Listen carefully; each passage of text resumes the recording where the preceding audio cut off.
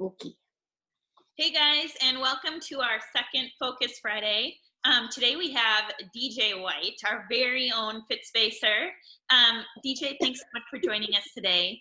To start things off, why don't you tell us a little bit, well, one, a little bit about yourself, and then two, given our topic today is mindfulness, tell us a little bit about how you got more passionate around this topic and kind of your thoughts around it. Sure. So repeat the first one again. Tell us just a little bit about yourself. I'm being naughty. I'm Yeah. being naughty. So mindfulness, being present, right? Yeah. Yep. A little bit about myself. Academically, started in technology and computing because it was easy. And my father sat with me at the dinner table doing word problems when I was 8 until I couldn't stand it anymore. In life, I love people and I love helping people. And the whole aspect of physical therapy and personal training came together. And that's how I became a trainer, getting out of the corporate analytical mind. And me and my passion around mindfulness. I had the wonderful opportunity of meeting Maya Angelou when I worked at Honeywell as a computer geek and chaired the Honeywell Women's Council. And I said, sometimes, Dr. Angelou, you just walk in a room and it doesn't feel good. And she goes, baby, you leave the room because the words have walls. And so this whole concept of mindfulness isn't something that came to me like, okay, we need to be more mindful. Mm-hmm. It came out of a search and a curiosity, almost childlike, of just watching people and watching myself and figuring out what were my likes, what were my dislikes, what brought me joy, what had me feel good, what had me run from people, like bad energy, got to get out of here.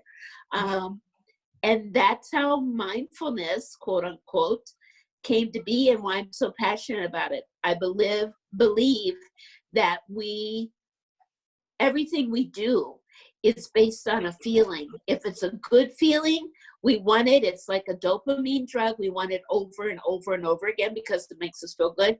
And then the reverse, if it doesn't feel good, we're like, a track star working to get away from it.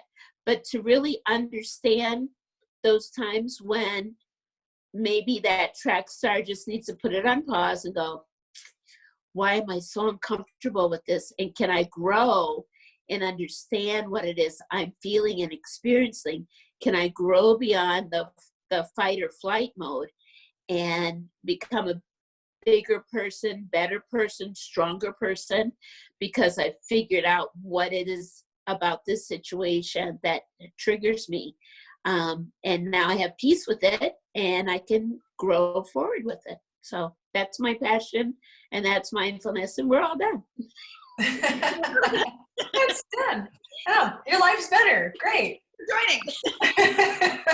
I know, I think that's a lot of wisdom, and we get we get the front row seat sometimes watching you just learn through different mistakes, and we've heard a lot of your history. You walk through, like, I feel decade by decade. Sometimes you say, "Whoop, that decade, this is what was really I was growing through," or "Look at this year."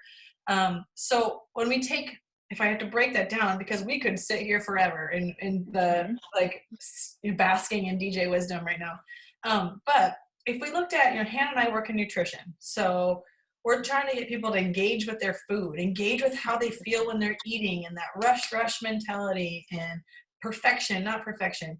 How do you bring that level of mindfulness, whether it's your own food or when you're working with people? Can you explain some of that strategy? Absolutely. So I'll start with myself. I'm certainly not perfect. And if I use myself as a model for other people, people can play with it. So first thing is be like a child.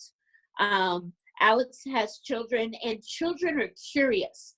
I'll grab my glasses and a child will look at that and they'll break it and not know they've broken it, right? They're very curious. And a child is like wide-eyed when they're taking in everything. So if we apply that to our nutritional habits, if we apply that to our exercise, our rest, we're going to be curious. I mean, you see how big I make my eyes, like, I want to take all of this in. So if I'm sitting here in front of, I don't do bananas for the record, but if I'm sitting here in front of a banana split, I'm like, whoa, there's a banana and there's cherries and there's chocolate and there's whipped cream. I'm taking all of that in. If we are really, really present, it's like there's these little flashes in our neurological synapses of whatever goes on in our body, where a light goes off and we're kind of like, oh, that's really cool. I like that. And that's really cool. I like that. And I like that, but that's naughty. Like we can feel it at a cellular level, right? Of what really, really in our heart's desire, in our cells, what really is going to serve me right now as I sit in front of this food source. Is it something that's going to provide me nutrients? Is it something that's just going to make me feel good? Neither of the answers or responses is wrong. It's that you put yourself on pause to be real with yourself, celebrate the heck out of that. A child walks, it is like, oh my gosh, I'm moving on my own, right? Well, if we're sitting in front of that doggone, banana split, it's like, if I have the banana and I pass this banana split around the table and it comes back to me with cherries on it, I get to share it. Like make a game out of it. Children explore. Somewhere along the line of quote unquote growing up and maturing, of which I have no intention of ever getting old. You all know that. Right. We stop being curious though. We stop being children and we turn off that thing in our being that gives us permission to figure things out. Let's do that with our food. Let's sit there and go, okay, these are all items that I love, that are my heart's desire, and when I have them, they bring me joy. Okay, how many of those items don't serve my physical body? What other items can I enjoy that serve my physical body in such a way that I'm like that kid now? I am cheering as I quote unquote walk because I've made a decision that really serves me. We've got to empower each other, empower ourselves, gives ourselves permission, whether it is exercise, whether it is our food, to celebrate all of the things that we're doing right, quote unquote, me and labels, but those things that serve us, and celebrate the heck out of them, get a little bit of dopamine and do it again, and get more dopamine and do it again. All those things that make us feel good. And it works. It works at a cellular level. And when I see it in my clients, they light up. It's like a flower in bloom. I don't even have to say a word other than you're doing good today. And the fact that I notice that there's a difference is something they celebrate, and nothing else needs to be said. Yeah, that's awesome. I think that's the other part of even the other side of the coin, whether it's, you can call it devil's advocate or whatever it is if people are listening to mindfulness or trying to like, okay, yeah, that's on the back burner. I get it. It's, all right, I've heard it before. That just sounds so, I don't know, new agey, or what is that, and if they don't quite, yes, right. So if they don't quite jump in, that's, I think the side we want to just hear from you too is, what do you see in clients, or what are you seeing in just people around you that are really putting these practices in place and just taking that step back and then putting themselves on pause? Sure. So similar to bringing that awareness is creating a reward system.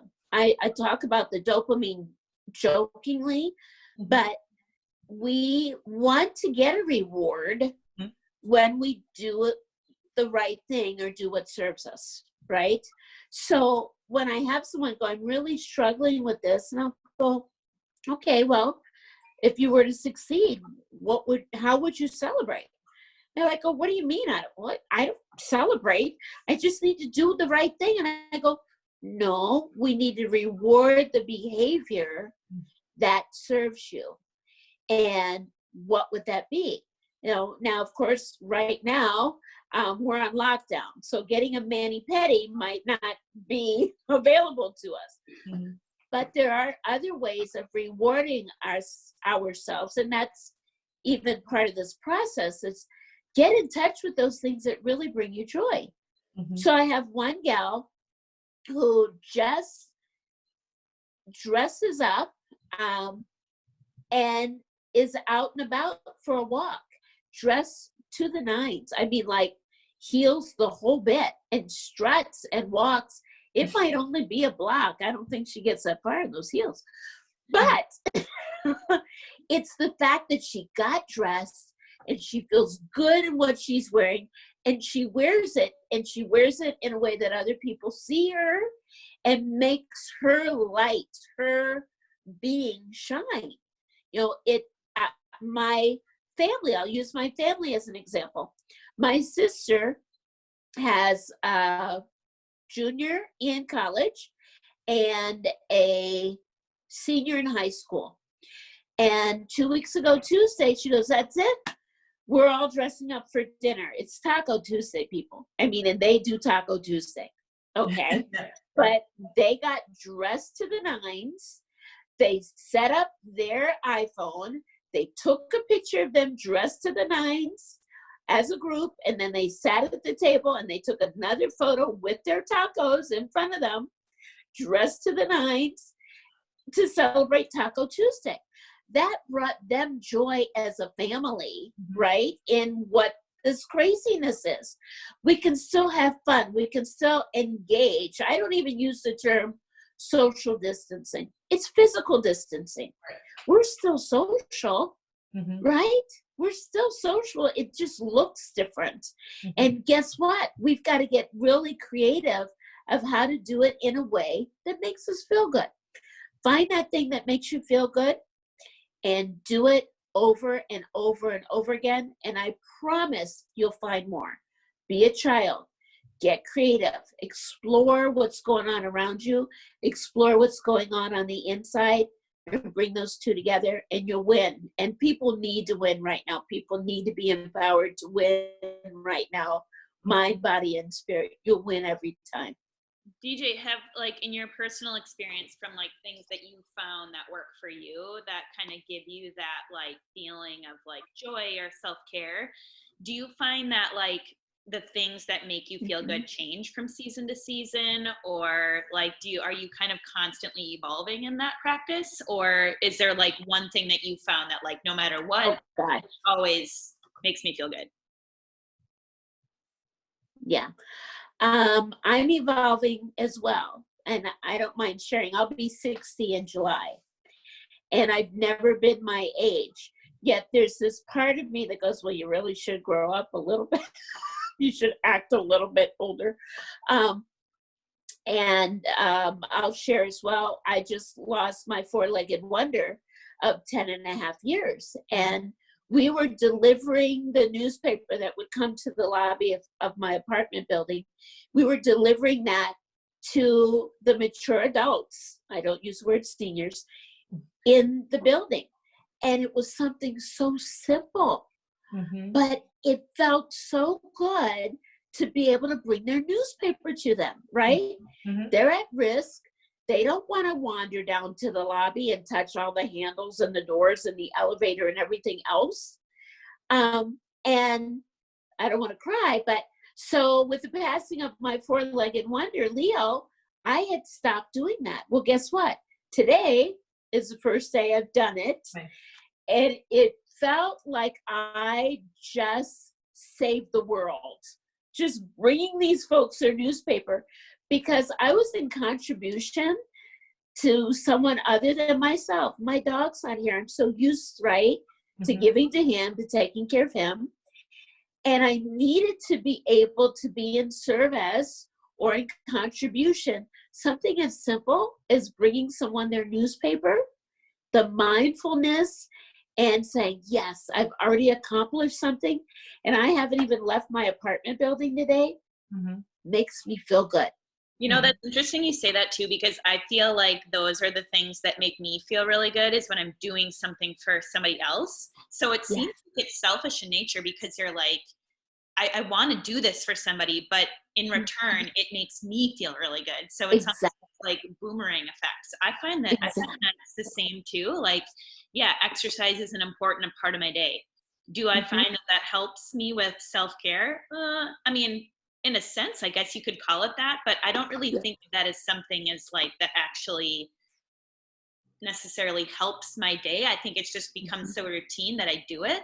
But the things that really fill me up is like when I'm making homemade cards for people, or if I were to like go out of my way to like, you know, send a nice text to somebody. Those are the things that actually like make me feel better. So it's interesting how it's like giving to others can give back to yourself. Right. Exactly. That I can see in both of you, and I mean, it's a lot of people that experience that type of giving, or just even when you're mindful about your habits, about your daily task, and you're not just really like there's no drive or there's no desire to accomplish anything. Like what happens is like when it comes to wellness is you like that one foot keeps going in front of the other, right? So all of a sudden when you're taking care of somebody else, you have that little ounce of joy. Well, that little bit of dopamine says, let's choose some broccoli and a good salmon dinner instead of like, oh, I need a quick high, grab me the macaroni and cheese, because you already have the high from somewhere else, right? And so, and then it's like you fuel that next thing. Oh, maybe a workout would still feel good because I like being here. I don't like being down in the tanks. I want to keep going this way, but I also know when I just get that high from that Snickers bar, it lasts for a couple of minutes and then it's gone and I feel worse.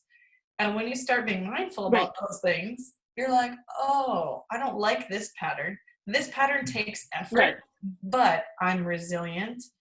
And then I'm stronger and this lasts longer and I have more satisfaction in my life. Exactly. It all works. It all comes together. Yeah. So sometimes it feels like, oh, let's just, leave that at arm's length, but it actually helps you make decisions in a daily basis of how do I continue to take care of my nutrition, exercise. Like I know you say a lot is the mental side, physical side, so emotional, physical, spiritual. No, what do you say? Mental, physical, spiritual. I know there's three things. Mind, body, spirit. Yeah. Mind, body, spirit. Easy enough. Yeah, to make it sound more fancy, Alex. That's it. I was like, wait, as it's like rolling off my tongue, I'm losing it. I'm known for that as well. But now, speaking of being known for things, I know, DJ, that you've got it. Hannah and I get to see you a lot. But not everybody listening might get to see you.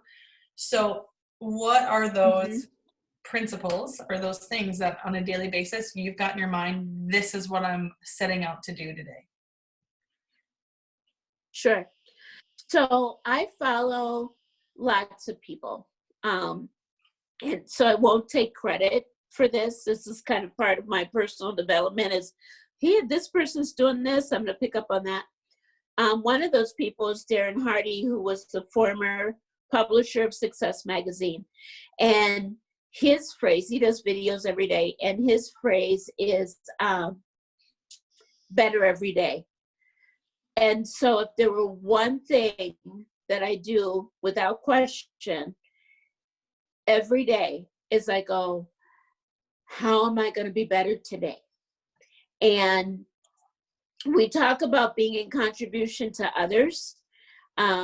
Even Tony Robbins, the big speaker, motivational guy, says, when you are at your wit's end and you have nothing else that you can do or offer, just give.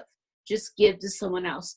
For me, getting up this morning knowing that I'm better today than I was yesterday keeps me taking those steps, Alex, keeps me moving forward every single day. And I will not put my head on the pillow unless I've done something and that I can recall it. It's not like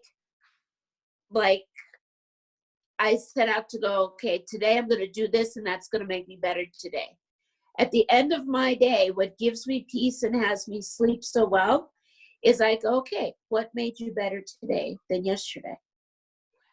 And some people think that's a little too deep sometimes, yet everybody needs a reason to get up in the morning. I don't have children. I'm not married. Did I contribute in my being, in my presence? Did I contribute to another person, an animal? I don't care if you throw breadcrumbs off your patio deck and feed the birds. You know, what did I do that had me be better today than I was yesterday? Something that I do as a part of a group that I'm with on Facebook, we call it Wealth Wednesday.